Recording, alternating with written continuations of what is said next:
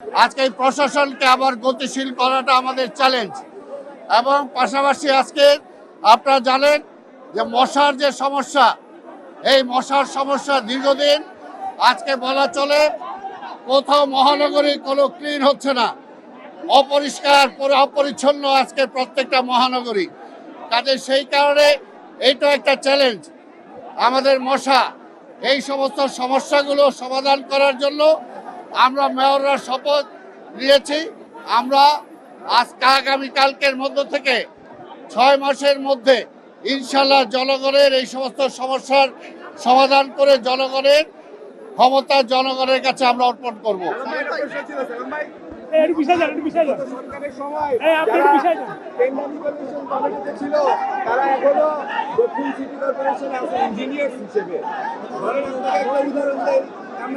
ষোলো কোটি টাকার একটা কাজ হচ্ছে, এখন আপনি যাই দেখলেন আপনার টেবিলে সেই কাজ করে আছে। এখন কি আপনি নতুন ভাবে এগুলা দিবেন কিনা, এবং যারা আগে দুর্নীতি করেছে যেগুলা রিপোর্টে এসেছে তাদের বিরুদ্ধে কি ব্যবস্থা নেবেন একজন প্রশাসক হিসাবে?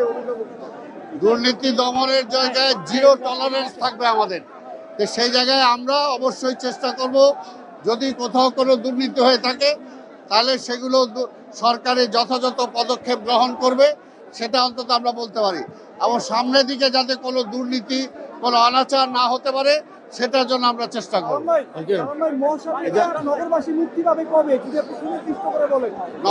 মশা তো আছে, মশা নিয়ন্ত্রণ করার জন্য আমরা চেষ্টা করব, এবং সেটার জন্য শুধুমাত্র সিটি কর্পোরেশনগুলো একাই দায়িত্ব না, জনগণেরও দায়িত্ব। জনগণও সচেতন হতে হবে।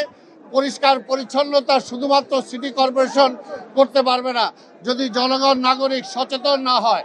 সেই কারণে আমরা আশা করব জনগণ এবং সিটি কর্পোরেশন আমরা উভয় মিলে এই সমস্যাগুলো সমাধান কল্পে এগিয়ে যাব। ইনশাআল্লাহ। ভাই, আপনি উত্তরের দায়িত্ব পেয়েছেন, আপনি আপনার চ্যালেঞ্জগুলো কি দেখছেন উত্তরে, এবং আপনি কিভাবে সেগুলো সমাধান করবেন?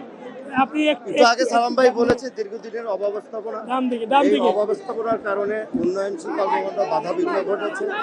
অনেক জায়গায় যারা ওয়ার্ক অর্ডারের পরেও নির্দিষ্ট সময়ের মধ্যে অনেক উন্নয়নমূলক কর্মকাণ্ড এখনই সমাপ্ত ঘটাতে পারিনি, শেষ করতে পারিনি।